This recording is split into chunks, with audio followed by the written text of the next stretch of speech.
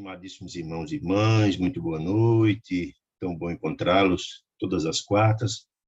Vai darmos continuidade ao nosso estudo perseverante para buscar recepcionar esses ensinamentos sublimes que essa obra extraordinária, que é a vida no mundo espiritual, que veio à luz do mundo pelas mãos venerandas de Francisco Cândido Xavier, através de Benfeitor André Luiz, quem tem trazido tantos conceitos importantes, tão úteis para nossas vidas, no processo de despertar. O grande objetivo de obra é o despertar da vida humana e tentarmos dar uma melhor aplicação às nossas encarnações, essa oportunidade que Deus concede a cada um dos seus filhos, visando o seu processo de aprimoramento na busca de celsitude. Estamos estudando a obra número 6 dessa coleção, chamada Libertação, e hoje vamos estudar o capítulo 7, denominado de Quadro Doloroso. Só para recordar, no capítulo passado, nesse grande trabalho de que André Luiz, que Gúbio, que é o coordenador dessa equipe, que André Luiz e Eloy fazem parte, eles estão imbuídos do trabalho de libertação de um espírito profundamente endividado, Gregório, filho de Matilde, que é um sacerdote importante nessa cidade estranha, como foi denominado, no mundo espiritual, no mundo das trevas, no mundo das sombras, né? E quando ele chegar nessa cidade estranha, ele fez uma grande narrativa da ambiência desse local, profundamente terrível, morada de espíritos profundamente endividados, de expiações, porque cometeram graves crimes no passado. André Luiz disse que foi, quando encontraram o Gregório, ele colocou como condição sine qua non para ter um contato direto com ele, que ele passasse por um processo de seleção, entre aspas. E André Luiz assim, foi submetido, ficou preso, ele e Gregório e André Luiz e Eloy ficaram presos numa cela escura, até o dia seguinte, onde foi feito um processo de seleção, para ter uma compreensão da procedência, para ter uma compreensão dos espíritos, naquele momento dos julgamentos terríveis que nós ouvimos, etc., etc. Quando o objetivo era só fazer o mal e cobrar, ninguém tem o objetivo de soerguer ninguém. Bom, passada essa etapa, no capítulo passado, André Luiz, que foi recolhida também uma cela na casa de Gregório, dessa um tanto quanto mais, digamos assim, um tanto quanto mais, menos tenebrosa, porque pelo menos tinha uma janelinha de acesso à parte externa, gradeada, era portanto, uma cela, presídio mesmo, mas tinha acesso à parte de fora, né, disse ele. E André Luiz ficou muito estarrecido, né, durante essa noite, porque, ao ver o que acontecia no lado de fora, ele ficou muito impressionado com o que viu. Muitos espíritos encarnados, em desdobramento espiritual, que eram atraídos para lá. Por que eram atraídos para lá, para aquele ambiente? Porque, efetivamente, eram espíritos endividados, tão endividados, que eram atraídos por sintonia para aqueles ambientes. E era atraído por quem? Pelas entidades que lá viviam, que obsidiavam aquelas criaturas encarnadas, né? E André Luiz ficou muito impressionado com a natureza dos diálogos, que pela janela André Luiz via todo aquele diálogo. Tudo era projetos, planejamento de crimes, de atos infelizes, de desarmonia, de desequilíbrio, de ódio, de ressentimento. E entende-se, em parte, porque as criaturas que ali existiam, os moradores daquela cidade, eram criaturas desse nível, né? E se os desencarnados eram atraídos para ali, porque tinham sentimentos e sintonias, pensavam do mesmo jeito. Mas teve um outro detalhe muito interessante que André Luiz percebeu. Boa parte dos espíritos encarnados, portanto, desdobrados ali, eram possuidores, estavam junto aos perispíritos deles de criaturas ovoides. E André Luiz ficou muito intrigado com isso. Quem são os ovoides? São aqueles espíritos que perderam o perispírito, pelos ódios, ressentimentos, houve um desgaste do perispírito, perderam o seu corpo perispiritual, restando somente a casa mental, a morada da mente, que é mais ou menos do tamanho de um crânio, com estrutura gelatinosa, esquisita. E esses organismos, esses espíritos que perderam a forma, se agregaram num processo ou de ódio, nós vamos ver isso agora nesse capítulo, ou de ódio, junto àqueles que obsidiam e sugam a energia, vampirizam a energia deles, né? Ou mesmo são instrumentos, nós vamos ver isso mais na frente, instrumento dos espíritos muito mais infelizes e trevosos que utilizam esses ovoides com a finalidade de causar casos dantescos de obsessões graves, acarretando até a morte. Ou seja, o ovoide pode ser simplesmente utilizado. Não tem nada contra quem está obsidiando, sugando as energias, mas pode ser instrumento, ser explorado por terceiros, entidades infelizes, com esse objetivo. É uma espécie de autômato, né? Um instrumento, né? E onde ele ficou muito intrigado, passou a noite muito difícil, e aí perguntou, queria mais explicações de Gubbio a respeito dos ovoides. E ele, Gubbio, disse, olha, tenha paciência, que amanhã eu vou tentar mostrar na prática isso como é, para você ter uma compreensão mais adequada, né? Ele, no capítulo anterior, explicou porque as pessoas perdem o perispírito, tudo isso a gente já viu no capítulo passado. Então, começa assim esse capítulo 7, quadro doloroso. De manhã, depois dessa noite difícil, André Luiz ouviu todos esses depoimentos terríveis, o emissário do sacerdote Gregório, que estava na casa de Gregório presos, com semblante mal-humorado, veio notificar-nos, em nome dele, de Gregório, que dispunha da liberdade até as primeiras horas da tarde, quando nos receberia para entendimento particular. Ou seja, eles teriam a parte da manhã livres, né? Para se preparar para essa audiência com Gregório na parte da tarde. E então André Luiz ficou muito aliviado ao sair daquele ambiente, aquele ambiente infecto, mal cheiroso, desarmonioso, desagradável daquele local onde ele estava, tinha um alívio e sair daquele ambiente de energia muito tão deletérias, etc. Mas, olha, a noite, disse André Luiz, fora simplesmente aflitiva para ele, André Luiz, sensível, espiritual com certo grau de evolução, disse ele, porque não conseguia aquietar-se, nada, no repouso ele não conseguiu dormir. Por quê? Por que ele não conseguiu dormir? Porque o ruído exterior, que ruído era esse, gente? Desse colóquio das entidades encarnadas, desdobradas lá, junto com seus obsessores, habitando aquele ambiente terrível, né?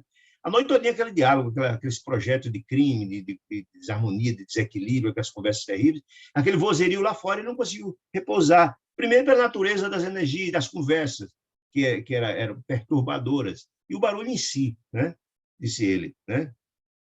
Mas segundo a atmosfera também pesava, porque o ar desses ambientes, nós vimos várias vezes isso, desses ambientes das trevas, são um ar quase irrespirável, gigantesco, energia pesada, que é fruto do sentimento coletivado, das dores, das angústias, cria toda, nós já falamos isso, que o fluido cósmico universal ele é plástico, ele se amolda ao ambiente. Como nas colônias espirituais mais elevadas, a beleza daqueles ambientes é porque o fluido cósmico, espiritual, universal, está impregnado com as energias boas, felizes daqueles habitantes. Mas quando esse ambiente ele é caracterizado com as criaturas das trevas, com ódio, ressentimento, dores, etc., também esse fluido fica impregnado por essa energia. Por isso que é um ar asfixiante, como dizia André Luiz, né? As alucinadoras conversações perturbaram e feriam, perturbavam pelo barulho, e feriam a sensibilidade pela natureza do diálogo que era comentado ali. Então, Gubbio convidou a André Luiz e Eloy para uma discussão educativa. Eles iam tratar sobre os ovoides, que falaram anterior. Vejamos, André, disse ele, se poderemos aproveitar alguns minutos para estudar os ovoides, disse ele. Eloy e André Luiz acompanharam satisfeitos, curiosos, como sempre, né? Aí, bom, quando sair na rua, é aquele ambiente que já foi traçado, essa ambiência que a gente viu lá atrás, coalhado de tipos característicos de anormalidade, deprimento. Por que anormalidade, gente? Ninguém que está ali no ambiente daquele é normal, podemos assim dizer. Porque todas aquelas criaturas têm as almas doentes, o ódio, o ressentimento. Porque quem tem uma alma sã não se presta para atitudes dessa natureza, de agressividade, de crimes, etc. Todos estavam ali, habitantes daquela região, cometeram crimes graves. Ali, portanto, era uma colônia expiatória, de expiação, de quem comete crimes graves. Ninguém estava ali pela mera aprovação, é isso que quer dizer, né? Muito bem. Aleijado de todas as matizes, idiotas de máscaras variadas, homens e mulheres de fisionomia torturada e viviam. O que significa isso? Ele já falou sobre isso lá atrás, é o mesmo princípio. Porque dizia Jesus que a gente tira do bom tesouro do nosso coração o bem que lá está. Mas também do mau tesouro do nosso coração, o mal que lá está. Nós já vimos que a fisionomia das criaturas embrutecidas, rudes, grosseiras, criminosas, no mundo espiritual, ela transparece exatamente o que está no coração. Então, os gestos de brutalidade, o odor característico das criaturas infelizes, que exala cheiro desagradabilíssimo, a voz alta, sem menor sensibilidade para com os outros, gargalhadas estridentes, são fruto das criaturas que não têm grandeza espiritual. As criaturas têm grandeza espiritual ao contrário.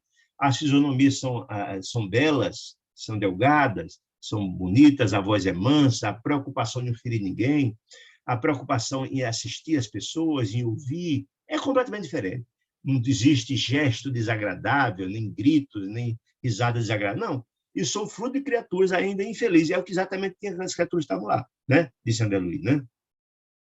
E os aleijões é fruto disso, das culpas, etc. Já estudamos isso lá no passado, né? Muito bem.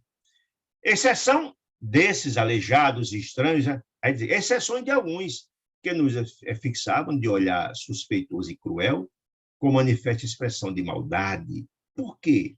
Lembremos, gente, que esses impérios do mal, como essa cidade era o império do mal, tem muitas criaturas absolutamente doentes da alma, mas tem um grupo de criaturas que comandam aquele ambiente. Nós já vimos isso. Aquele grupo de criaturas que comandam, aqueles juízes, aquela dinastia de criaturas profundamente infelizes. E essas criaturas com uma maldade muito maior do que aqueles que estavam lá, né, eram essas pessoas com uma fisionomia muito mais cruel, porque vigiavam aquele grupo todo. Todo aquele pessoal era vigiado a serviço daquela administração das trevas. Vamos ver mais na frente, chama dos dragões, é a denominação deles, essas criaturas, e que, na verdade, o próprio Gregório fazia parte disso, né? A maior parte, a meu ver, situava-se entre a ignorância e o primitivismo. Nós vemos que são criaturas, inclusive, que não têm, no estado de tão grande ignorância, alguns deles, que sequer têm compreensão e noção de suas ações, né? Entre a amnésia, ou seja, a capacidade de assimilação quase nenhuma, né? E o do desespero, fruto dos seus pesados, dos seus ódios, das suas culpas terríveis, né? Etc. O desespero do estado que se encontra, porque o tempo todo eles estão em encontro com a própria mente deles, dos crimes que cometeram, né? Então, é desespero ao mesmo tempo nesse processo todo. Muitos demonstravam irritações, olha que informação interessante, muitas daquelas criaturas, eles andavam na rua, muitos demonstravam irritação ante a calma que lhes dávamos testemunho. Poxa, é a mesma coisa seguinte, se você está numa cidade onde todo mundo é calmo, é tranquilo, todo mundo vive em harmonia, beleza? Se aparece alguém em desequilíbrio, gritando, chorando, esperneando, brigando com todo mundo acha aquilo estranho. Da mesma sorte que eles, naquele ambiente que não tinha ordem nenhuma, todo mundo gritando, chorando, se escabelando, e etc. E só André Luiz, Gubi e Eloy calmos, poxa, é como se fossem alienígenas, esses caras estão aqui como era. Todo mundo notava. E alguns ficavam irritados com a calma deles. Ó. Foi interessante. Interessante isso, né? Era um peixe fora d'água, né? Para ele, né? Perto desmantê-los e detritos a transparecer por toda parte, que detritos, gente? Sujeira por toda parte. As pessoas que não têm equilíbrio, que não têm harmonia, que não têm amor, que estão preocupadas só em fazer o mal, não estão preocupados com asseio. As pessoas não têm menor apego ao asseio, não. Nem pensar no mal. Eles são ligados só naquele sentimento daquele. Então, não estão preocupados com bem-estar, nem com limpeza, nem com a harmonia. Não, muito pelo contrário. Então, a sujeira, o desmantelo, tudo quebrado, tudo desmantelado, uns chorando, outros... A sujeira, a imundícia é por toda parte. É esse o ambiente. E aí é importante entender que é diferente, a gente vê no dia a dia. Não se trata de pobreza material. Às vezes chega num casebrezinho de pobreza material, a gente vê muito aqui no Nordeste, nem tem o chão, nem tem piso no chão, é no barro batido. Mas tudo limpinho, tudo bacaninha, a roupa lavada, a louça lavada, a gente vê isso, tudo direitinho, bacana. E você encontra pessoas bem, do ponto de vista econômico, muito bem, mas sem o menor cuidado com as coisas, tem que mantê-lo a casa, uma esculhambação danada, mau gosto nas coisas, mau gosto na organização, fala alto, quer dizer, a questão é da educação da alma, do espírito. Então, no ambiente daquele onde não há nenhuma educação, ao contrário, o desmantelo era imenso. Por toda parte era aquele desmantelo, aquela sujeira, aquela imundície, mau gesto de agressividade, etc. Gente brigando, gente xingando. Concluí que é o esforço coletivo. A organização se mantinha ausente de qualquer serviço metódico junto à matéria do plano. Claro, pelas razões que eu falei agora. Não existia nenhum... Só há esforço coletivo para o bem-estar quando há, na verdade, sem ter compreensão, quando há educação, quando há harmonia. Todo mundo está preocupado em ter algum conforto, em ter limpeza, de ter organização. Não, ali A balbúrdia, a esculhambação era imenso, o desmantelo, como dizia que era toda parte. Né? A conversação entre eles era ociosa, gargalhadas estridentes, pensando em crime, falando dos crimes que cometeram, né? Ali. O traço dominante era exatamente esse, ele era o perfil das criaturas que estavam ali. Então, o grupo informou a André Luiz e a Eloy, com muito acerto, de que as mentes transviadas, significa doentes, de modo geral, lutam com as ideias fixas. Que ideia fixa é essa, gente? Nós já vimos que os processos obsessivos são graves, que o obsessor só pensa o tempo todo em fazer aquele mal que ele tem como objetivo. Esquece que está de lado, esquece que teve filho, que teve marido, que teve mãe, que teve pai. Não, o objetivo é só isso. E as criaturas que cometeram graves males, graves crimes, ainda estão ali por isso. Eles precisam purgar esse sentimento infeliz, por isso estão naquelas regiões.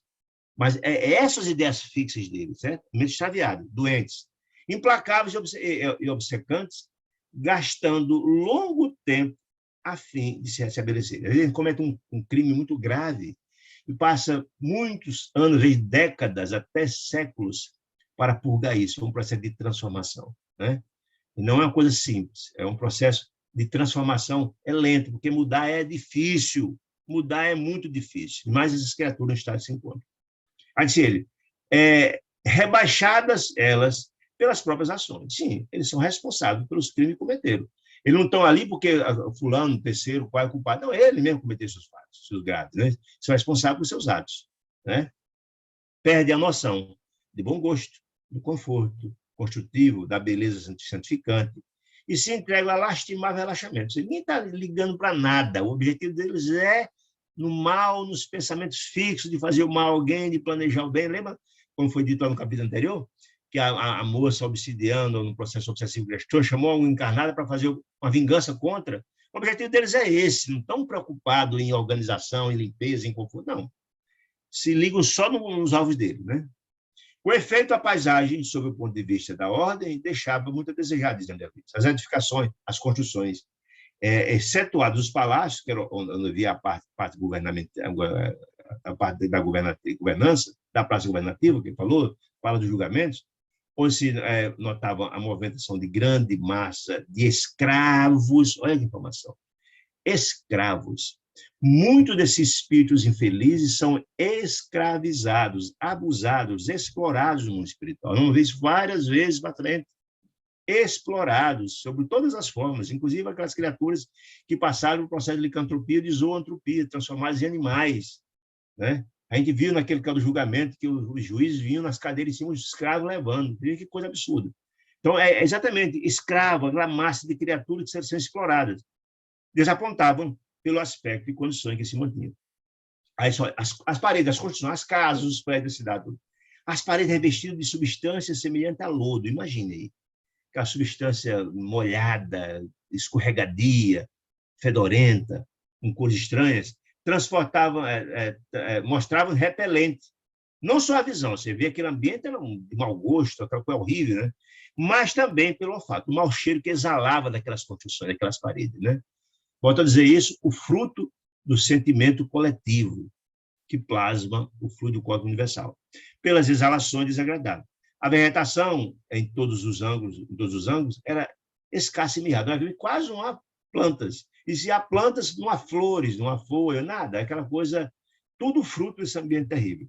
Gritos humanos. Agora você imagine, gente, que Deus nos livre de estar num ambiente como esse. Imagine se está um ambiente. Gritos humanos, filhos da dor e da inconsciência, eram frequentes, provocando sincera piedade. Você imagina como se fosse uma espécie de um hospício coletivo, né? Uns gritam, uns choram, um desperneia, outros rolam no chão, outros... Imagina, coisa terrível. Não sei se alguém teve a oportunidade de visitar um hospício. É um choque se encontrar a pessoa desequilibrada, uns gritando, uns chorando, outro mordendo um, outro mordendo o outro, outro brigando com o outro. É uma coisa terrível. Agora você imagina uma cidade inteira como se fosse um hospício coletivo, um desequilíbrio total. Deve ser um choque muito, muito grande, porque eles sincera piedade, porque você se sente num ambiente terrível, dantesco, desarmonia completa, e você não é assim. Então, você sente na sua sensibilidade tudo isso, a dor, a angústia dos outros, enfim, né? Fosse poucos transeuntes infelizes, disse ele, poderia. Fosse pouca gente tivesse nessa condição, de doente, de gritando, etc., ele podia pensar num serviço metódico de assistência individual. Mas, que dizer, de uma cidade constituída de milhares de loucos declarados, Seria exatamente isso. Como é que, de repente, uma cidade de loucos, você desejasse fazer um trabalho de assistência particular, todo mundo ia achar que você era o louco, né? Todo mundo ia achar que você era o louco. É mesmo achar que eu falei há pouco tempo. Se tem uma cidade inteira de paz harmoniosa e chega alguém gritando, esperneando, agredindo, puxa, esse cara... E eles ali eram exatamente nessa condição. Para eles, ele é um louco, era uma figura diferente. Então, só, dentro daquela comédia de seres humanos, o homem sadio que tentasse impor socorro ao espírito geral não seria efetivamente um alienado mental aos olhos alheios. Sim, esses caras são doidos, que história é essa? Só pode ser doido na mente coletiva daquelas pessoas, né? Impraticável qualquer tipo de instituição e organização beneficente visível. Um hospital ali beneficente não teria condições. Uma instituição de recolhimento seria como se todos eles são loucos. Como é que pode? Ele está dizendo. Seria invisível. Impossível, né? A não ser o serviço arriscado com o qual o nosso Gúbio, o instrutor, se incumbira. Tocado pela renúncia, você abrir mão do seu conforto, etc., etc., para ir assistir o próximo, né? Renúncia na obra de santificação com Cristo. Ou seja, ele estava ali na qualidade de um corpo que ele era conhecido, ele era identificado como sendo igual aos outros, não seriam devorados na hora, né? Um trabalho de renúncia, de serviço, que Deus assiste o homem pelo homem, como disse André Luiz várias vezes. Certo? Ninguém está abandonado, nem no ambiente daquele, nem lugar algum, né? Além das perturbações, disse ele, reinantes naquele ambiente inteiro, capaz de estabelecer guerra de nervos nas criaturas mais equilibradas da coxa do mundo, parava na atmosfera sufocante e nevoeiro, que mal nos deixava entrever o horizonte distanciado. Por quê? Aquelas nuvens escuras é fruto desse lixo mental coletivado, desse sentimento coletivado infeliz, que altera toda a formação do fluido cósmico universal reinando naquele ambiente. Aquelas luzes, aquelas nuvens é fruto dessa dor, desse ódio coletivado que está ali. A gente olha o sol, através da espessa cortina de fumo, dessas nuvens pesadas, sufocantes, cuja procedência não me foi possível determinar, era visto por nós o sol, a semelhança de uma bola de sangue afoguentada. De distância só via aquela bola de fogo, a claridão do sol praticamente não penetrava naquele ambiente sufocante daquela cidade estranha. Né? Eloy, forção do bom humor, perguntou a propósito se o inferno era um hospício de proporções assim tão vastas, no que Gúbio afirmou que sim, aquecendo e informando que o homem comum não possui senão vaga ideia da importância das criações mentais, ou seja, de ter uma mente em equilíbrio, porque todos os desequilíbrios mentais, ele reverbera, ele tem consequências na própria vida. Né? Nós não temos muito pouca compreensão daquela máxima de corpo são, mente sã, senão a gente iria buscar mais equilíbrio, fazendo orações, fazendo a prece, fazendo orar e vigiar, como Jesus tanto falava. A mente, disse ele, diz Gúbio, a mente estuda, arquiteta, determina e materializa os desejos que lhes são peculiares na matéria que o circunda. Por isso aquele ambiente é impregnado de tanto sujeira, de tanta imundície, de tanta luz escura, porque é fruto dessa mente desequilibrada, das mentes coletivadas que são ali desequilibradas, né? Disse ele, né? Muito bem. Esclareceu o Gúbio, atencioso. E essa matéria que ele plasma, aquela matéria que plasma, que modifica o fluido cósmico universal, os impulsos é sempre formada por vidas inferiores inumeráveis, ou seja, os habitantes daquele ambiente dantesco na qual eles se encontravam lá. Tem alguém com o microfone aí aberto, por gentileza, só fez para facilitar, para não interferir tanto, tá bom? Muito obrigado. Muito bem, continuando aqui. Em processo evolutivo, sim, esclareceu o Google que essa matéria é formada por vidas inferiores inumeráveis daquele ambiente em processo evolutivo, nos quadros do universo sem fim. Marchávamos, eles começaram a avançar, eles saíram do local onde estavam presos e saíram andando na rua.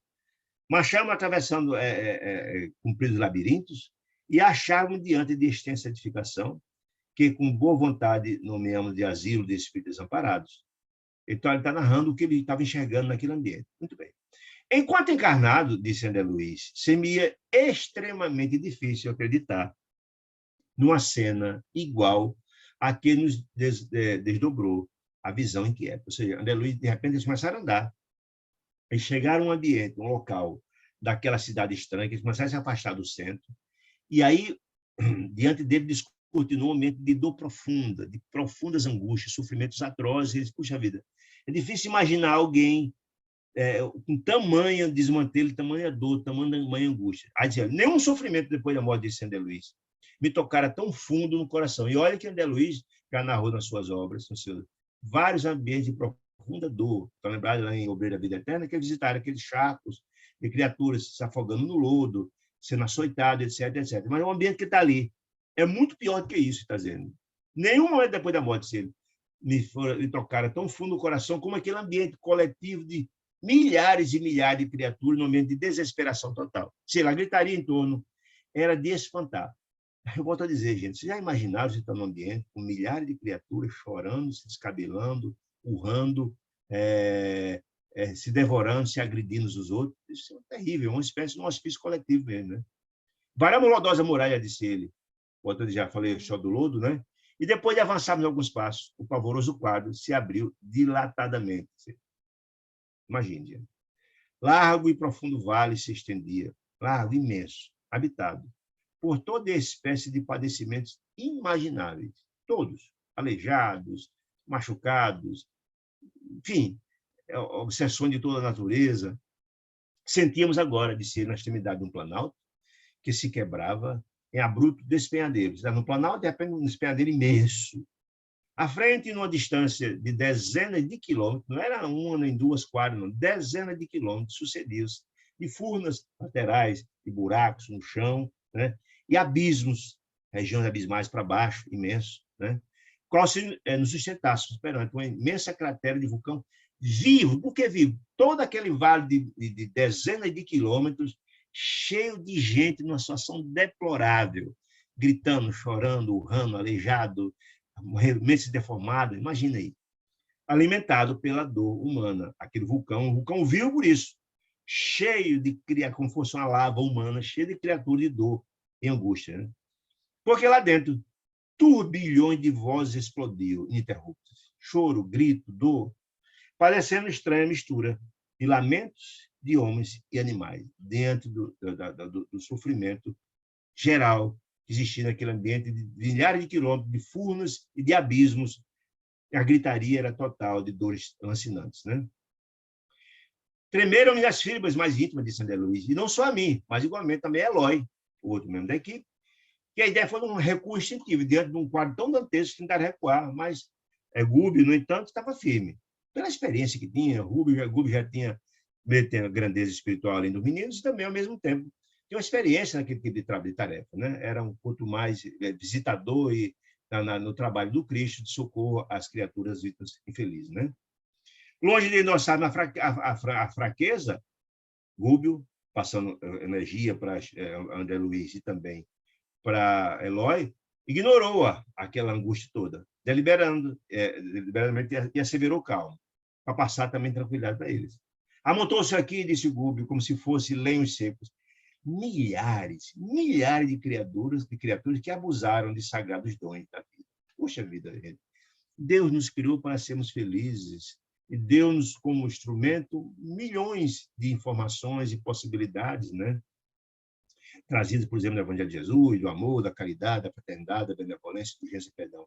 Aliás, Jesus nos dizia que nós somos filhos de Deus, e é fato, nós descendemos dele. Então, a centelha do Pai, somos herdeiros dele, como diz também Paulo de Tarso, está em nosso coração. Nós temos todo um potencial, porque Jesus dizia que nós somos deuses, todas as possibilidades. Mas quando você ignora tudo isso e trilha o caminho do ódio, do ressentimento, dos sentimentos inferiores do crime, é isso que acontece, né? Eles são réus, essas criaturas, essa multidão de sofredores, são réus da própria consciência, sim. A própria consciência culpada cobra deles posições diferentes, cobra a dívida que eles mesmos contraíram, né? Personalidades que alcançaram a sobrevivência sobre as ruínas do próprio eu. Eles estão ali colhendo o mal que fizeram. Colhe-se, conhecado pelo fruto de Jesus, né? E o homem pelas suas obras. Está aí o fato. Confinados em escuro setor de alienação mental. É exatamente isso. Eles estão agora sob essa colheita do mal que cometeram, né?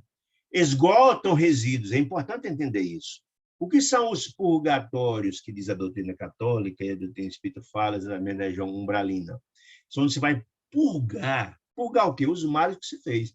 Por isso, quando a gente sai da Terra, se você ter uma vida luminosa e de bem, não precisa se preocupar com umbral, não. Você passa direto, que nada lhe fixa. Você não tem nenhuma peculiaridade com aquele ambiente. Você passa tranquilo, você tem a senha de acesso. Já aqueles que cometeram graves erros, que estão em sintonia com aquele ambiente, você é seguro, você é fixado ali pelas sintonias. Você é preso, você não consegue passar. As barreiras vibracionais barram a sua passagem. Então, ali, qual é a finalidade de estarmos nos umbrais ou nos purgatórios da vida? É purgar aquele sentimento infeliz. Só se liberta de lá quando você se livra desse sentimento feliz. Quem leu André Luiz, no nosso lar, vai ver. Foi de 8 anos de sofrimento, que ele cansou de sofrer. Rogou aos céus clemência, aí ele conseguiu se desvencilhar daquele ambiente terrível, né?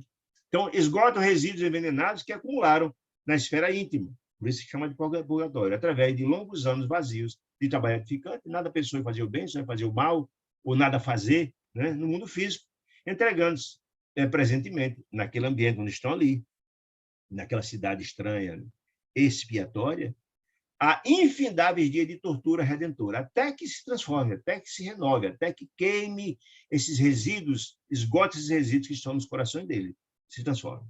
E talvez porque nosso espanto crescesse à vista de tela aflitiva e tenebrosa, aquele ambiente dantesco que estava discutido na frente deles, acrescentou sereno Gúbio: não estamos contemplando, senão...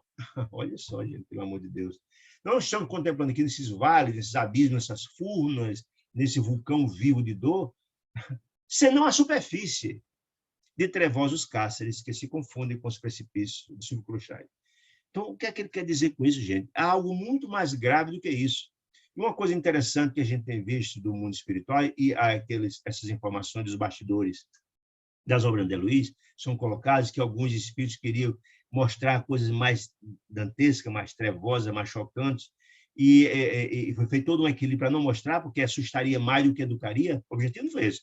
O objetivo era despertar na alma humana as consequências dos nossos atos. Esse é o objetivo. Mas deixou claro que aquele ambiente de dor, aquele vulcão vivo de milhares de criaturas, é apenas a superfície. Tem algo muito mais grave embaixo, aí, subconsciente, né? Mas não haverá recurso a de tanto desamparo? Perguntou Eloy. E Gub disse: refletiu algum minuto e seduziu: meu filho, quando nos encontramos um morto de cada vez, vem passar na rua, um morto cada vez aqui, outro lá, é fácil fazer uma sepultura digna, né? Mas se os cadáveres são contados por multidões, não nos resta senão adotar a vala comum. Ou seja, não tem como, né, fazer um trabalho individual, está dizendo. Se são 1 milhão de cadáveres, faz uma vala e enterra todos. É mais ou menos isso. Não tem como fazer um trabalho, amparar cada um deles, né? Não tem como. E seria até a possibilidade de algum daqueles, enquanto queima essas energias de eletricidade resíduos, se modificarem, seria praticamente impossível. Tudo no seu tempo, né? Disse ele. A vala comum. Cadê aqui? Quando eu parei aqui. Muito bem. Todos os espíritos renascem, disse ele, no ciclo da carnais, nós, para destruírem os ídolos da mentira e da sombra entronizar. Ou seja, todos nós estamos no processo evolutivo. E a reencarnação é o meio que Deus nos consegue para atingir os fins, que é a felicidade. Mas, infelizmente, muitas vezes não aproveitamos essas oportunidades. E um grande objetivo dessa obra de André Luiz é despertar cada um de nós que estamos lendo essas obras, para aproveitar de forma mais adequada as reencarnações como instrumento que Deus nos concede para um processo evolutivo, né? Disse ele. Mas você insiste em continuar nos erros, no crime, na ignorância, não fazer nada para atingir o bem, fica difícil. Não tem o que fazer, né? É um processo gradativo. E a metodologia do Pai é a da meritocracia. Então, eu não consigo acessar os mundos mais felizes se eu não conquistar essa felicidade, se eu não conquistar esse mérito. Enquanto não, vou aprender apanhando, sofrendo, aprendendo. A gente só aprende a levantar quando cai, né? Mais ou menos assim. E se eles mesmos, senhores de preciosos dons da inteligência, com todo o acervo de revelações religiosas, de que dispõem para solucionar os problemas da alma, se confiam voluntariamente a semelhante atraso, não nos resta senão seguir as linhas da paciência, por onde se regula a influenciação dos benfeitores, por onde se regula a influência dos nossos benfeitores. O que quer dizer? Poxa vida, se nós somos filhos de Deus, se a centelha de Deus está dentro de nós, as possibilidades são dadas a milhares. Nós temos nossos amigos espirituais, nossos tutores, nossos anjos da guarda, Deus não que queira dar. O tempo todo a nos ajudar. Deus está sempre nos ajudando, nos recicla quando voltamos no mundo espiritual. Nos renova, nos concita, nos mostra o tempo todo. Nós temos nosso amigo espiritual, o amigo espiritual da família, tudo, a vista da Luiz, tudo.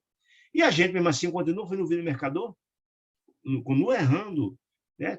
As pessoas não erram nem deixam de ser beneficiárias porque não vi, porque não foi falta de assistência, não. O tempo todo os benfeitores estão buscando nos ajudar. Mas se não aceita o erro, é aquela velha história que eu falo sempre. Você está doente e vai ao médico, o médico faz um diagnóstico, diz a doença, mas você não toma remédio, que vai adiantar, né? É muito difícil ajudar quem não quer ser ajudado. Sem dúvida, essa paisagem é inquietante, disse Gubbio, e angustiosa, mas compreensível e necessária. Necessária por quê, gente? E para, na verdade, purgar esses sentimentos infelizes, é a história da dor ensina a gemer. Você tem que passar pela dor para poder entender a beleza, a importância do bem. Só sofrendo, não tem outro jeito. É um monte de ignorância que você tem que passar por essas angústias.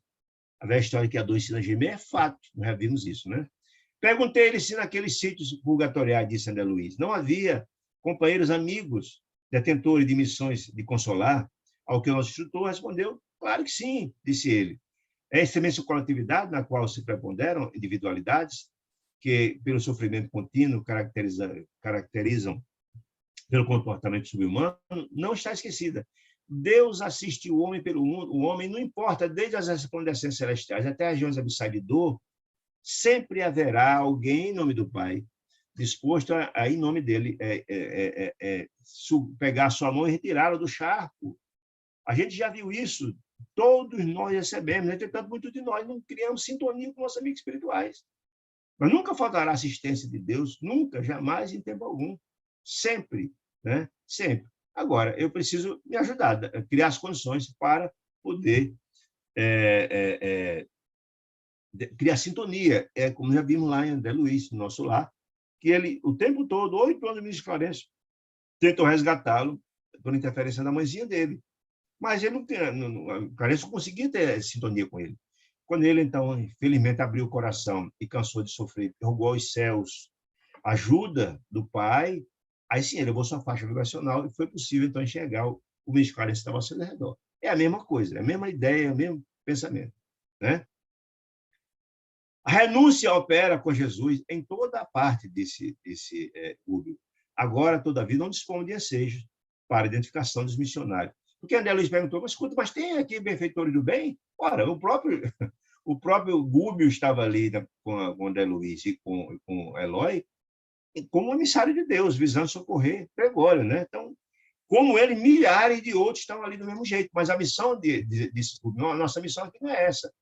Não, a gente fosse, não temos tempos a perder, no bom sentido. Nós temos muita coisa a fazer para estar agora identificando os benfeitores que estão trabalhando pelos outros. Não, nossa missão não é essa aqui.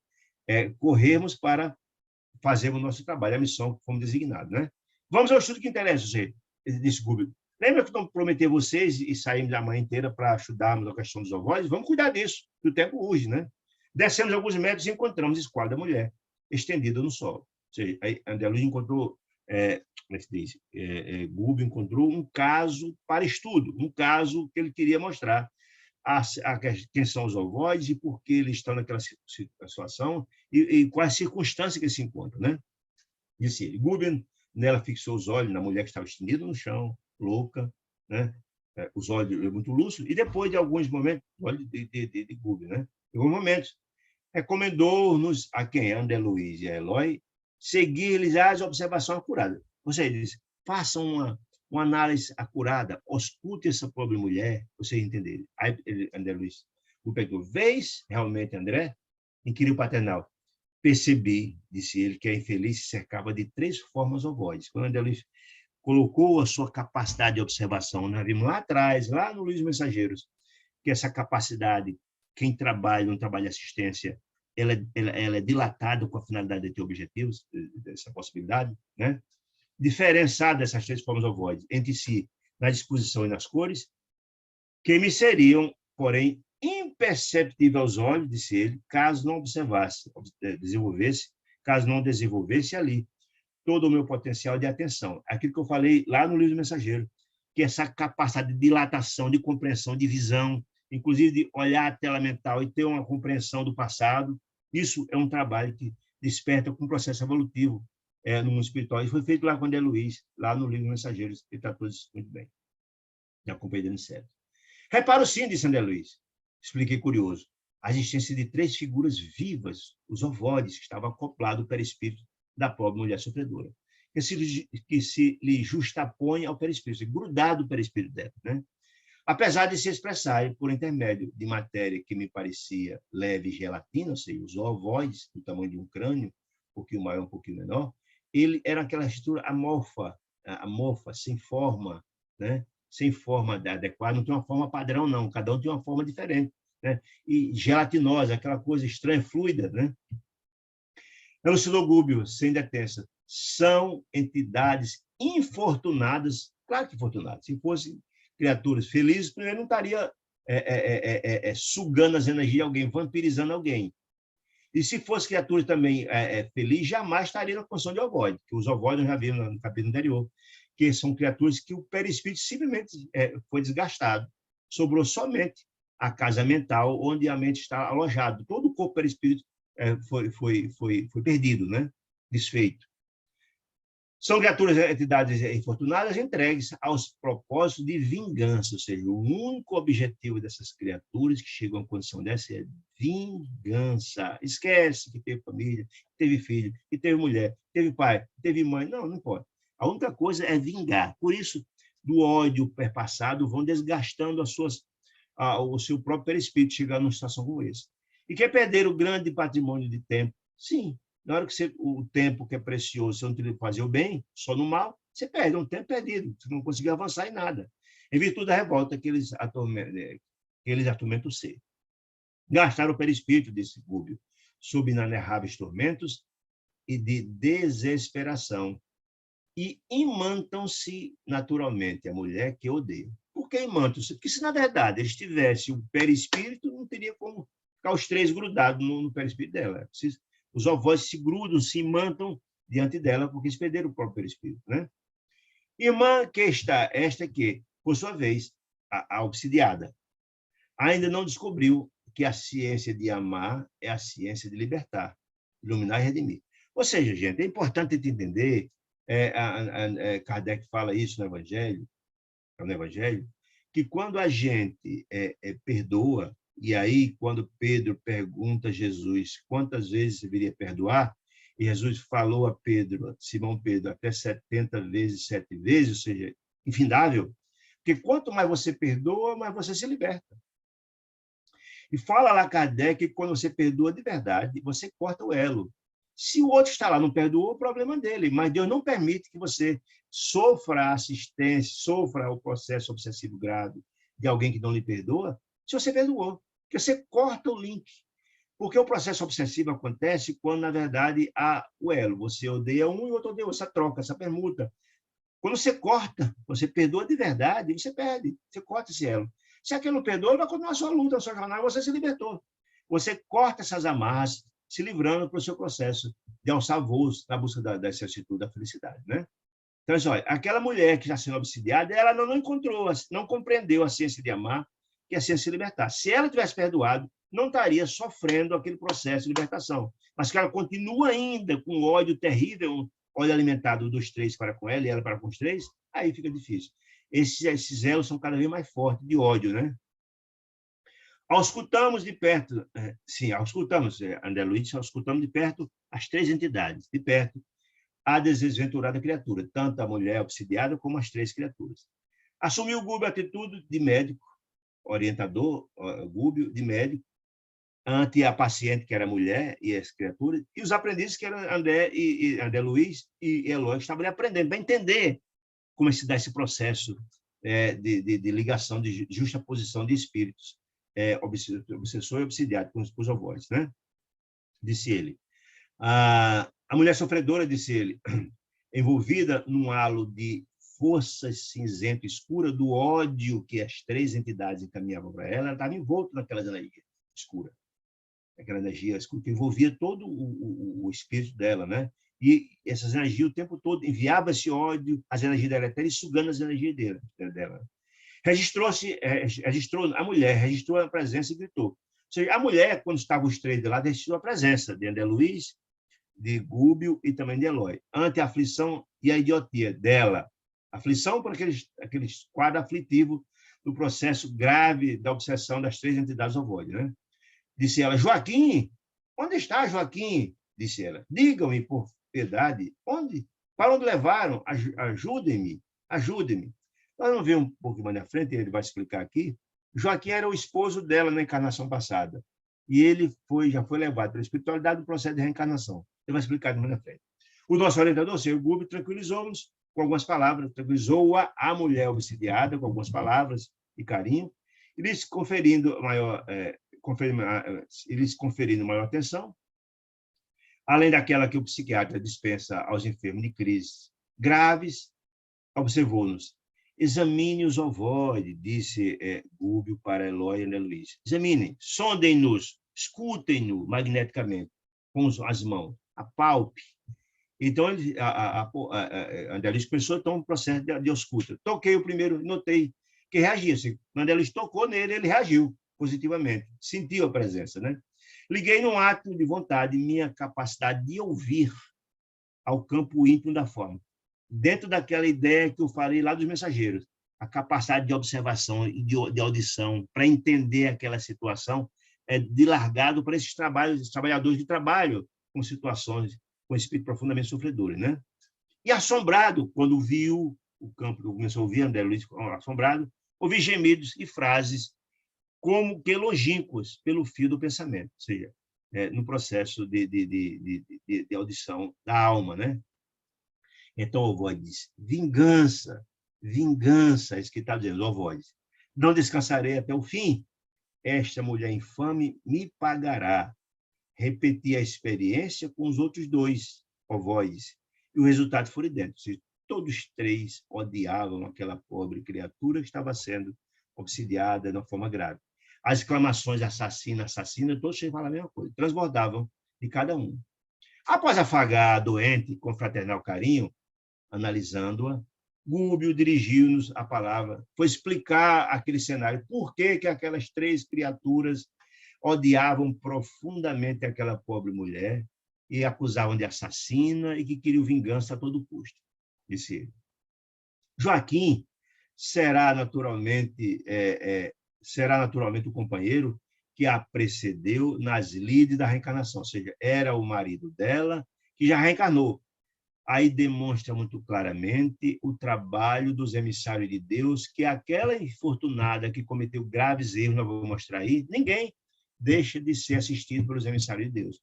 O trabalho de resgate daquelas quatro criaturas, a mulher e os três ovoides, e o marido dela, está em curso. É tanto que o próprio Joaquim já foi para a reencarnação e ela não tinha compreensão disso. Porque quem levou Joaquim? Onde é que ele está? Me digam, pelo amor de Deus, onde ele foi parar. E não sabe ela, porque pelo estado de loucura que ela se encontra, e que efetivamente Joaquim já foi beneficiado, e ela também está sendo de forma indireta, ou direta, né? E ele já foi reencarnar, esperando ela e aquelas três criaturas para a reencarnação vindoura, né? Certo, já disse Gúbio, Certo já regressou à Terra mais densa, Joaquim, o marido, a fim de preparar lugar. Preparar lugar para quem? Para receber essa pobre criatura e as outras três. A pobrezinha, a mulher, está esperando em seio de retorno à luta benéfica. Ou seja, ela, por sua vez, que é um quadro ainda muito mais grave que a de Joaquim, não vou explicar daqui a pouco por quê, também aguarda a vez, porque todos nós recebemos assistência amorosa do Pai, que trata todos de forma absolutamente igual, imparcial. O amor é idêntico de Deus por todos os seus filhos. Vejo-lhe o drama cruel, disse o Gúbio. Vejo-lhe. Por quê? Como é que ele viu? Pela tela mental dela. Está tudo registrado nos escaninhos da alma de cada um. Está tudo lá postado. Ele vai contar aqui a situação, por que aquelas três criaturas odiavam tanto aquela pobre mulher. Disse ele. Foi tirânica, senhora de escravos, no século que se findou. Uma dona de escravo cruel, tirânica.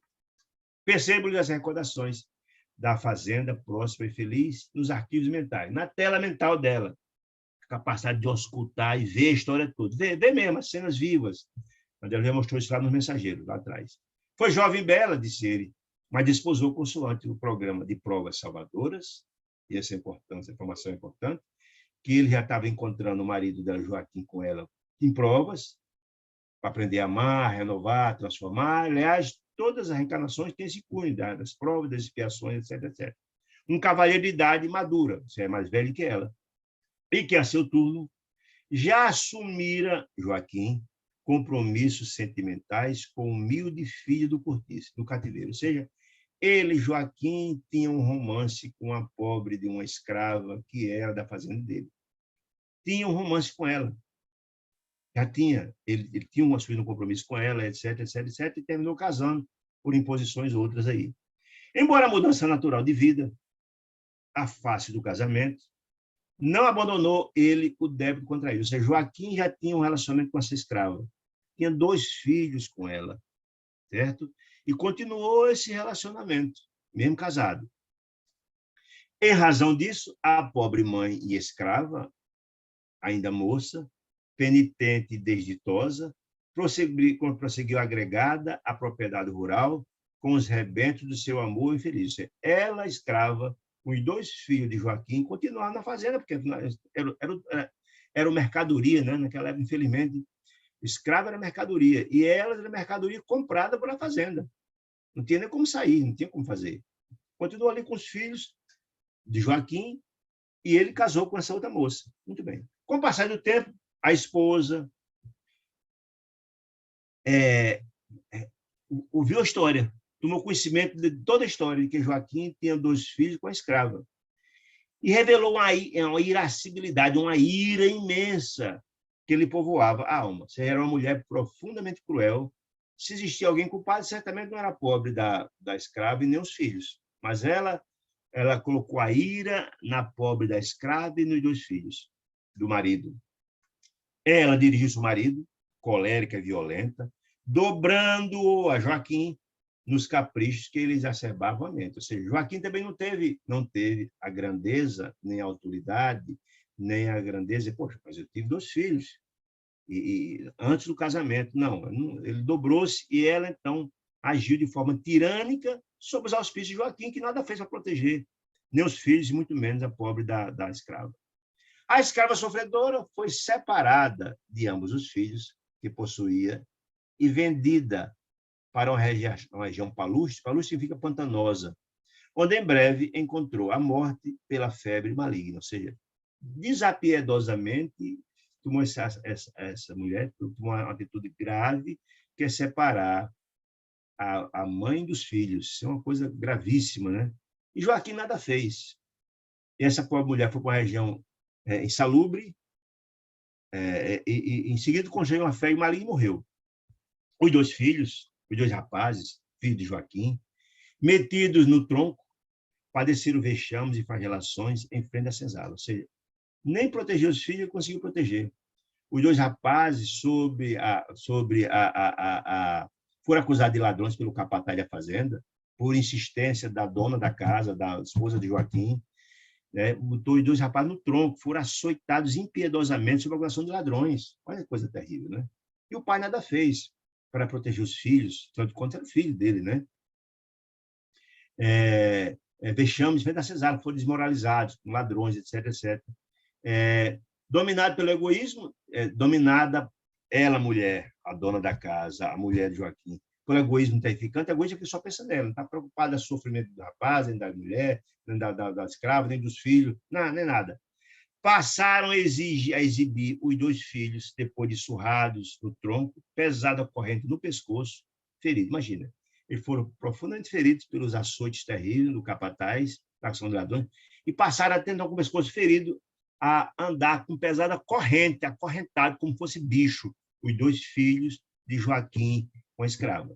Viveram no passado as humilhações incessantes. No curso de reduzidos meses, depois de serem brutalmente surrados, feridos e acorrentados, caíram sem remissão, minados pela tuberculose, que ninguém socorreu. O pai também não foi socorrer os filhos, nem depois que contraíram tuberculose, e morreram à míngua, demoralizados, como ladrões, acorrentados, feitos animais, e não houve o menor socorro nem da mulher cruel de Joaquim, e muito menos de Joaquim. Desencarnados os 3, a mãe, que morreu de febre maligna, e os 2 filhos, que morreram de tuberculose, reuniram-se a genitora, revoltada, a escrava, a mãe deles, formando um trio perturbador na organização ruralista que os expulsara, sustentando sinistro propósito de esforço, de ódio. de vingança, né? É claro que o crime que eles foram vítimas, os três, foram dantescos, terríveis, vil. Todos eles passaram por desmoralizações absurdas, sem a menor sensibilidade daquela mulher cruel. E também com a conivência de Joaquim, porque não tomou nenhuma atitude para livrá-lo dessa situação terrível. Se volta a dizer, se tem alguém culpado, certamente não era uma mulher, a escrava, e muito menos os filhos, né? Muito bem. Muito bem. Não obstante, sim, expulsaram.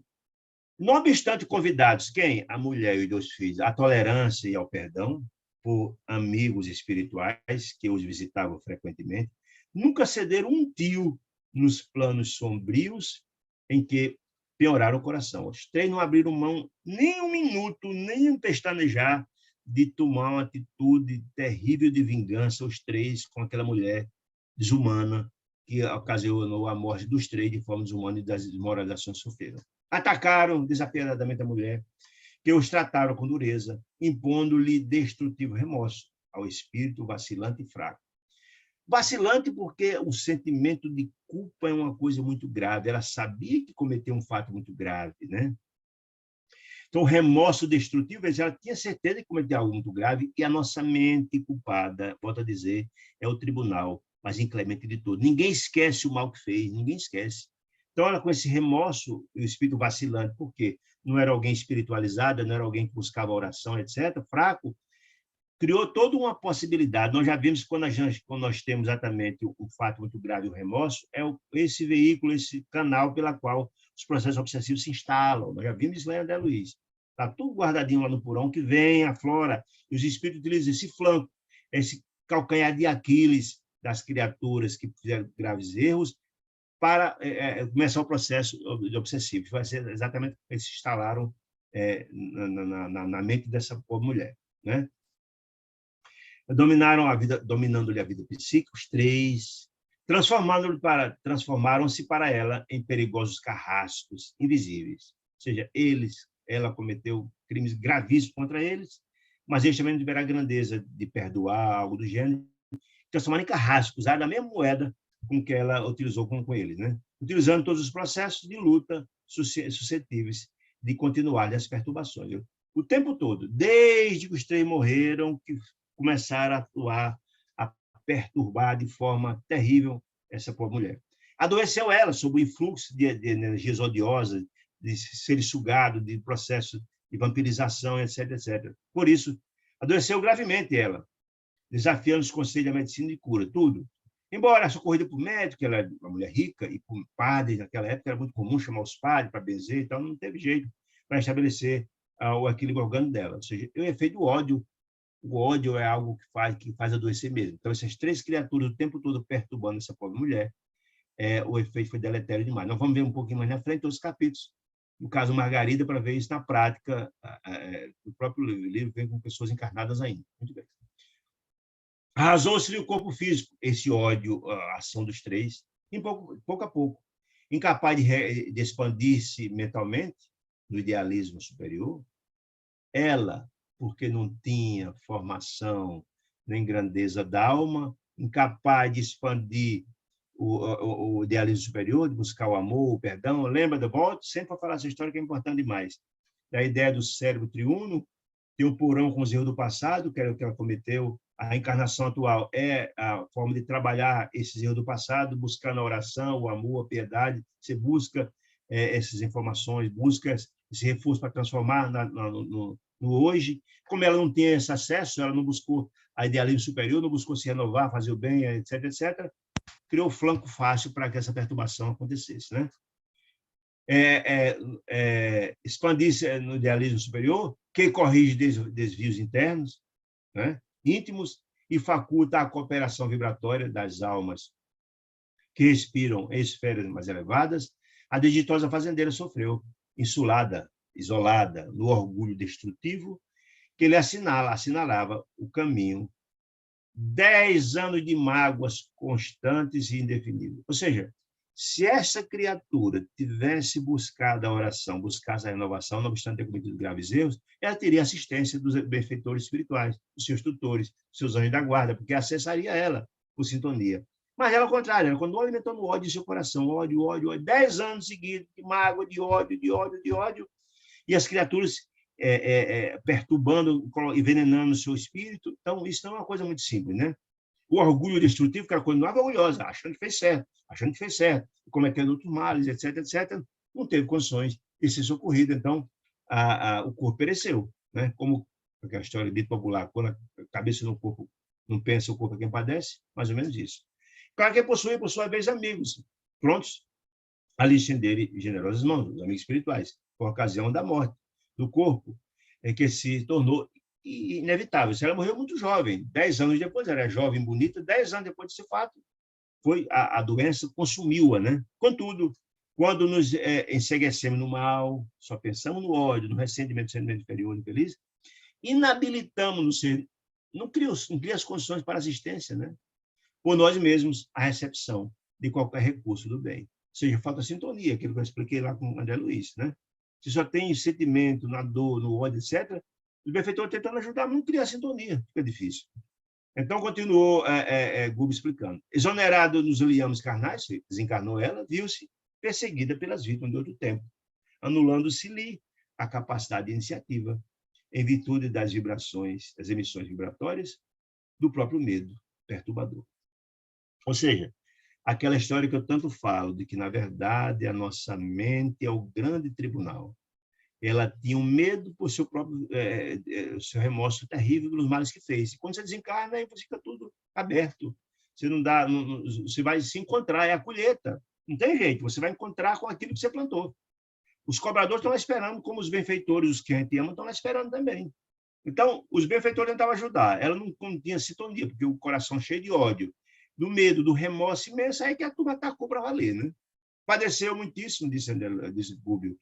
Não obstante, contemplada pela compaixão dos benfeitores do alto, que sempre tentaram conduzi-la à humildade e à renovação pelo amor, mas o ódio permutado dela para com esta entidade, esta entidade para com ela, é uma fornalha ardente.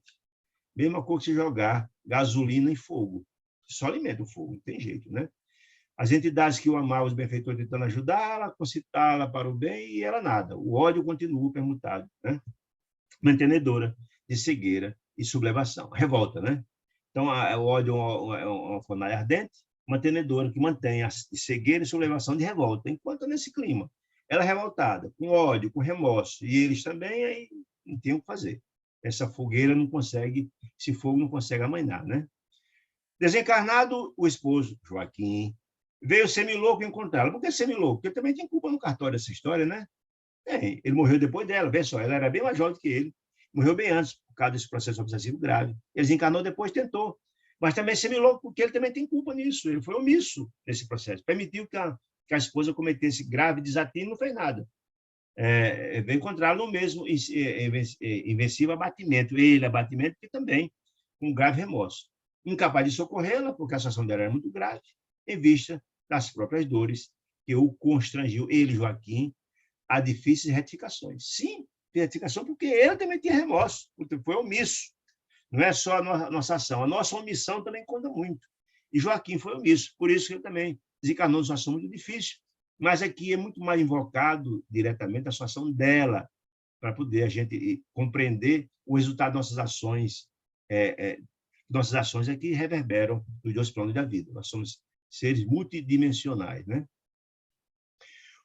Os impiedosos adversários, os três, prosseguiram a obra deplorável de vingança terrível e ainda mesmo depois de perderem a organização perispirítmica, fruto do ódio, aderiram a ela com os princípios de matéria mental que se reveste. O ódio. Lá, os ovós, na casa mental, os três ligaram diretamente o perispírito dela, desencarnado, né? Quando eles desencarnaram, eles três grudaram no perispírito delas lá, né?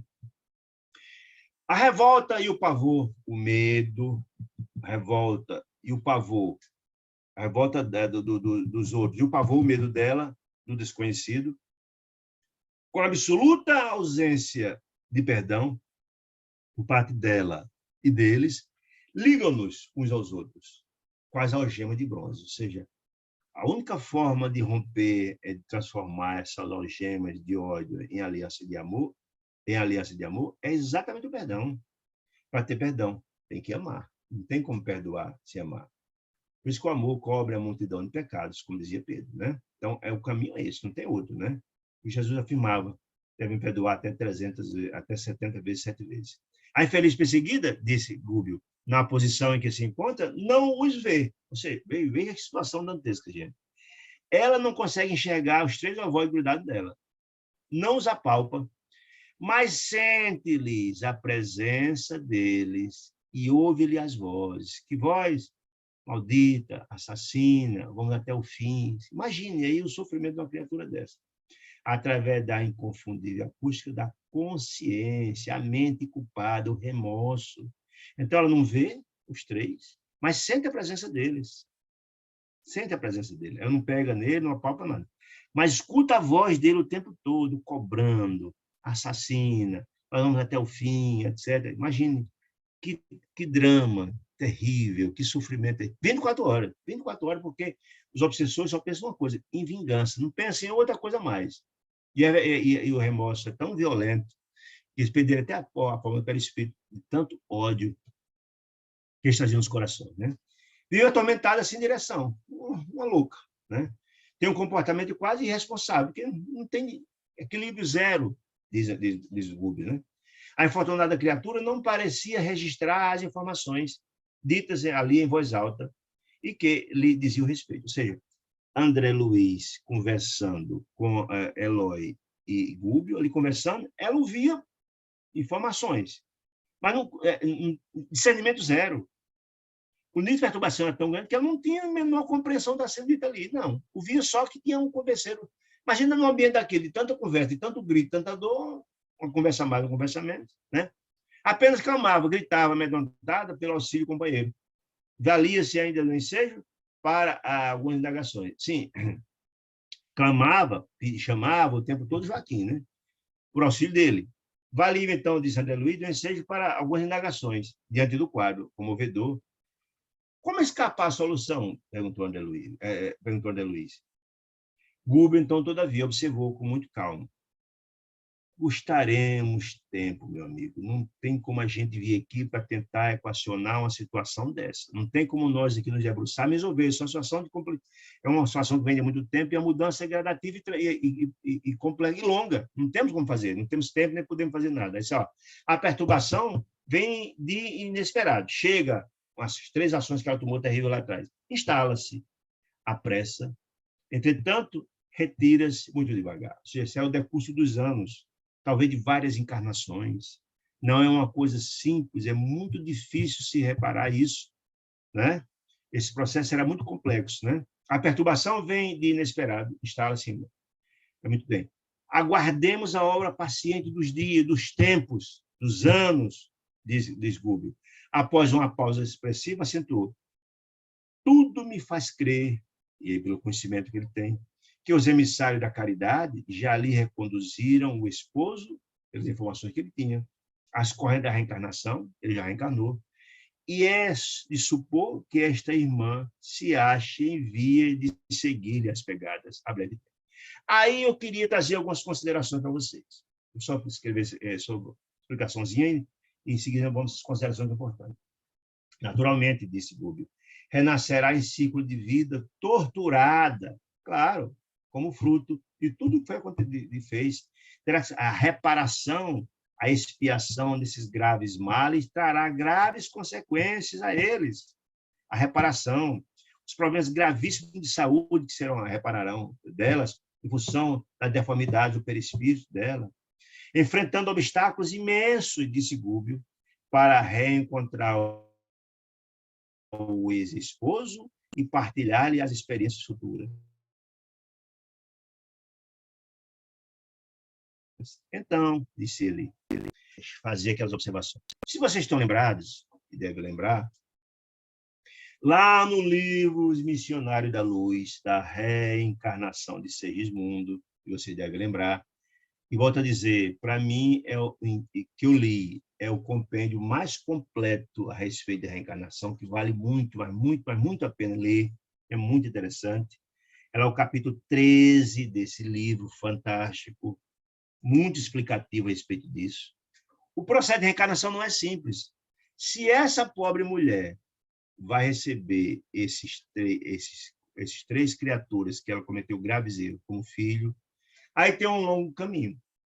Vocês estão lembrados que Segismundo, que assassinou Adelino no passado, porque desejava Raquel, que era a esposa de Adelino, você deve lembrar da história lá, né? Mas assassinou e tal, e foram o mundo espiritual, e todos se renovaram. A própria Raquel era um espírito iluminado, o próprio Adelino transformou, se renovou, etc., sofreu, mas se renovou no mundo espiritual.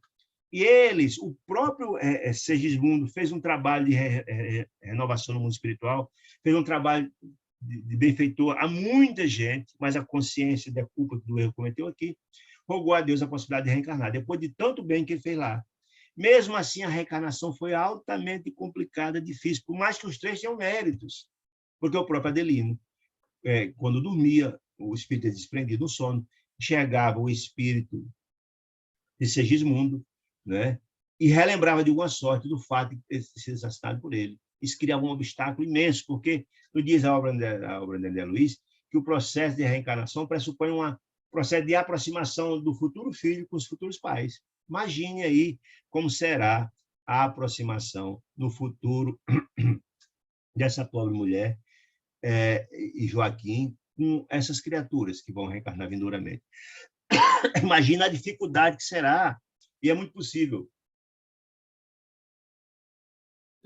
Como a reencarnação foi altamente complicada por isso, imagina deles, é possível que algumas tentativas sejam frustradas, que não será possível, talvez até que haja nas primeiras tentativas a reencarnação deles, em função desse ódio que está posto ainda, tanto dos futuros filhos, vítimas dela, como dela própria. Se não perdoar, fica difícil, né?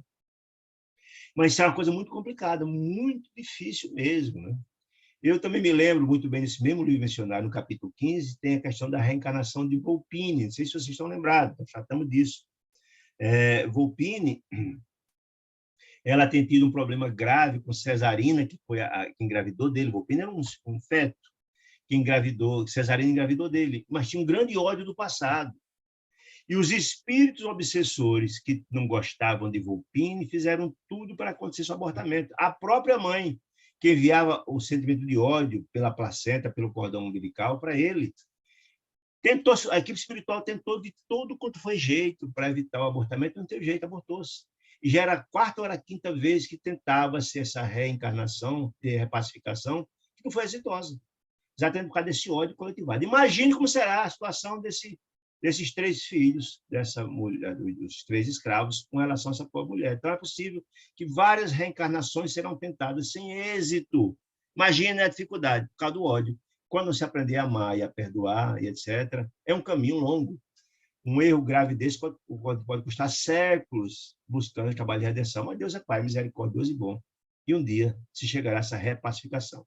Então, André perguntou, e os filhos serão? E os inimigos serão os filhos? Indaguei ansioso. Ele disse, mas como não? Certamente, o caso já se encontra sob a jurisdição superior, ou seja, a justiça divina.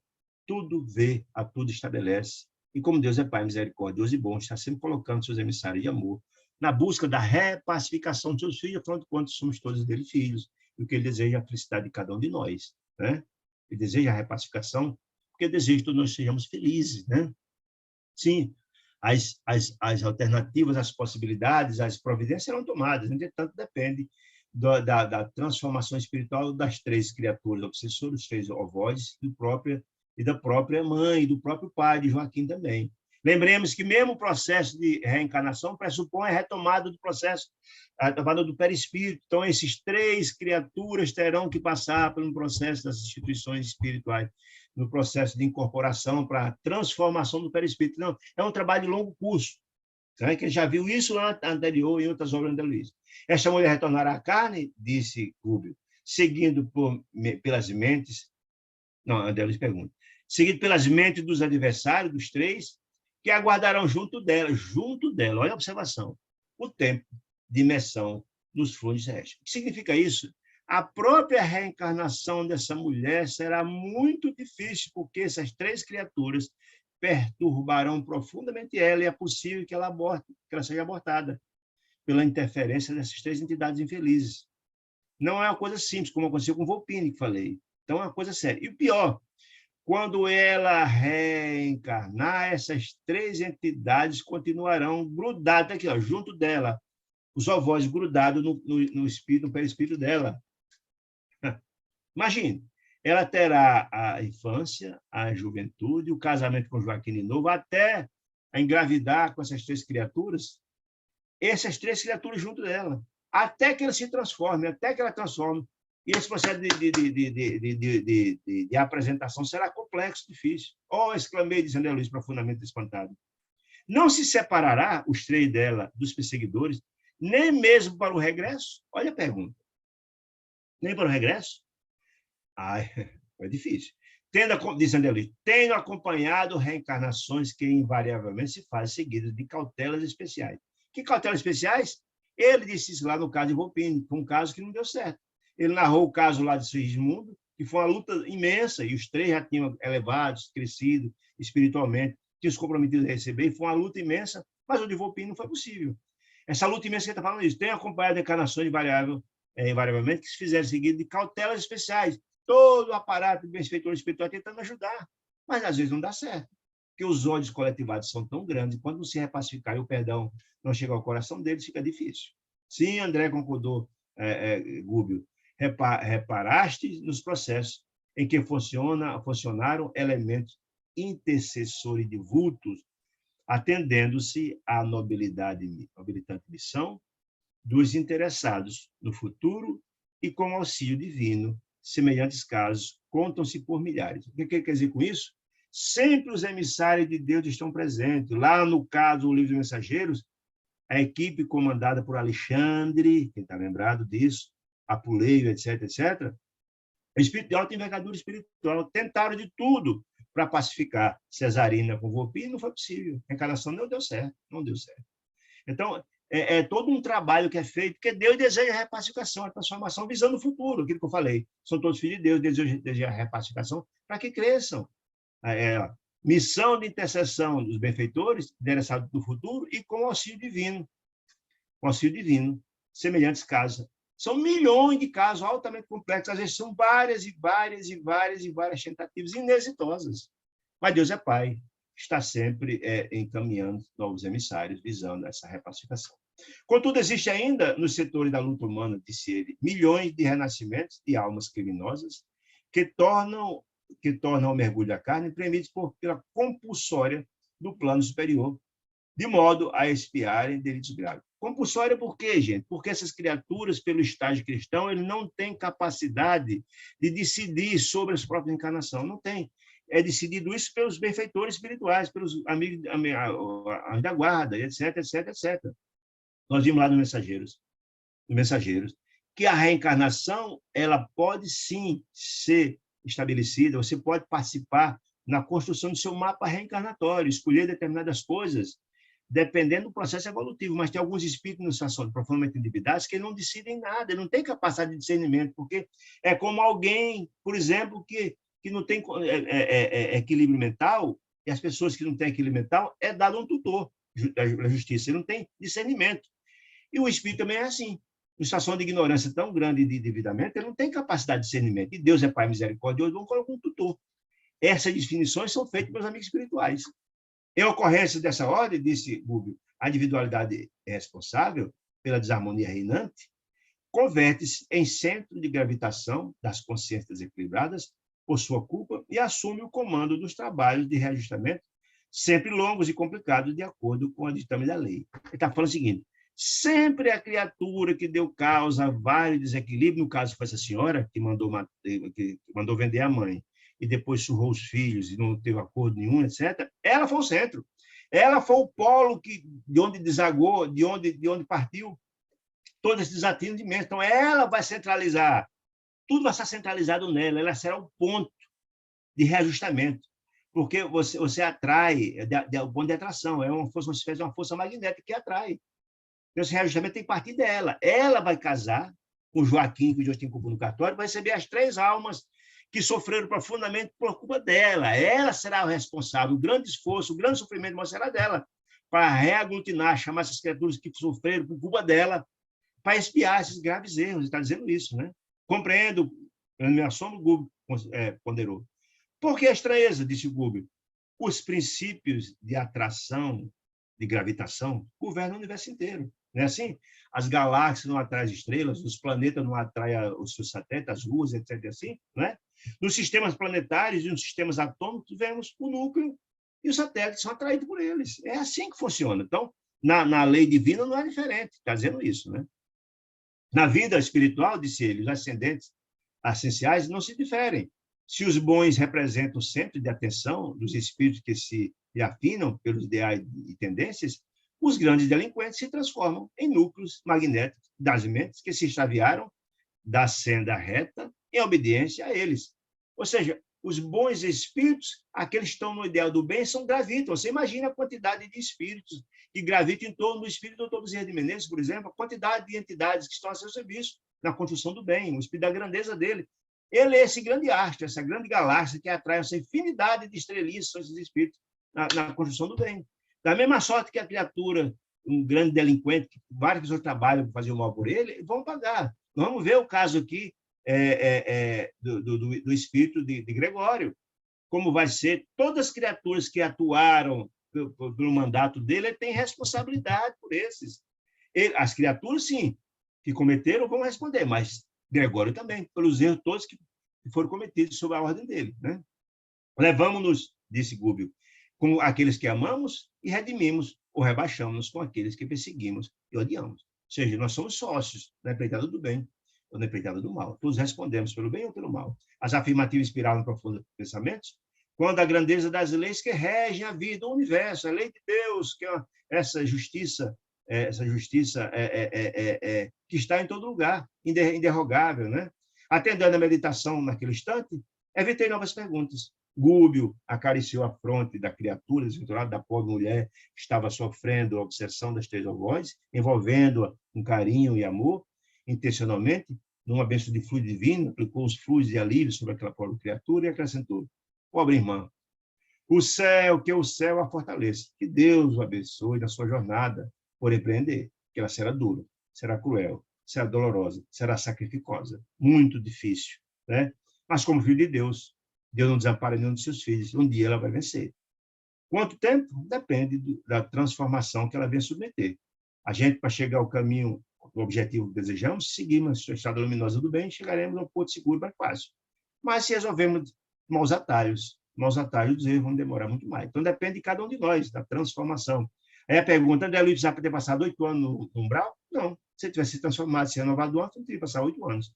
Mas precisou passar pela dor intensa para se transformar, só aí conseguiu ser resgatado pelo intermédio do ministro Clarence. Né?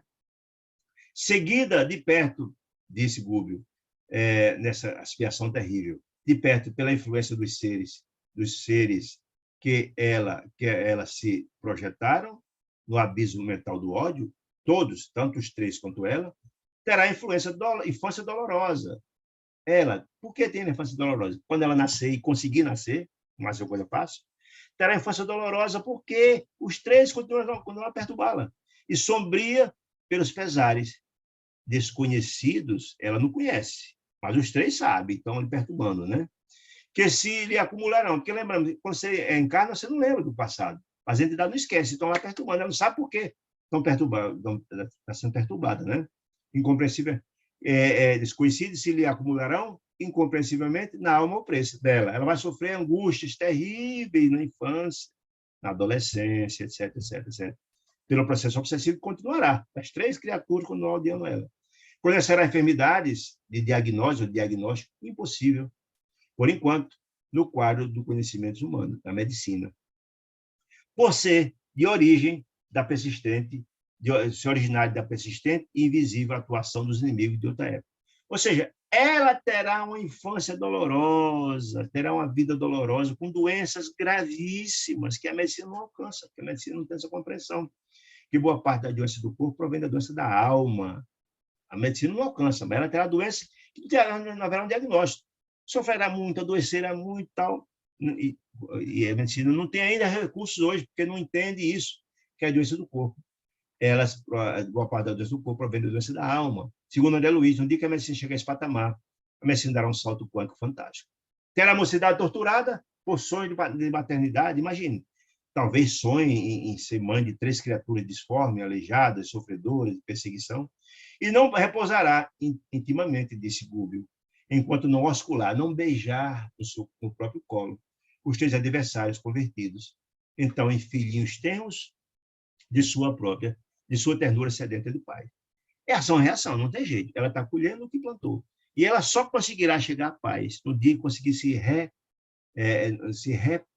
repactuar com essas criaturas, atingir o perdão. Não será fácil, porque ela terá que trabalhar seu coração para perdoar aqueles, e eles também terão que trabalhar o coração deles para perdoar. Será uma vida muito conflituosa quando os 4 conseguirem se encontrar. Quando os 5, porque Joaquim também está nesse pacote, né? É possível que haverá grandes tentativas e grandes fracassos, e só depois se chegue a esse patamar de compreensão. Terminando de dizer, transportará consigo 3 centros vitrais desarmoniosos, porque estarão sempre afetados pelos ovoides. Por isso, haverá graves problemas de saúde por essa interferência deles, os ovoides, desses centros vitais já debilitados, porque estão sempre o tempo todo perturbados e envenenados para essa criatura infeliz. E até que os reajustes da forja do sacrifício, recambiando a estrada certa, será na condição de mãe, uma irmã atormentado, um imã, em condição de mãe, um imã atormentado, um imã que atrai os tormentos, ou a sede obscura e triste de uma constelação de dor. É a expiação, não tem jeito, terá que reparar o passado, né? O estudo era, sem dúvida, absorvente e fascinante, mas a hora controlava-nos o serviço e era imperioso regressar, porque tinha um encontro logo à tarde com Gregório, né? E, gente, quanta informação interessante, muita informação interessante, né? Eu queria saber dos irmãos queridos se existe alguma pergunta, se ficou alguma dúvida, que a gente possa esclarecer. Se não, eu queria desejar uma semana de muita luz, de muita paz, e convidá-los para quarta-feira que vem. Estamos juntos de novo, se Deus nos permitir. Muita paz, fiquem com Deus.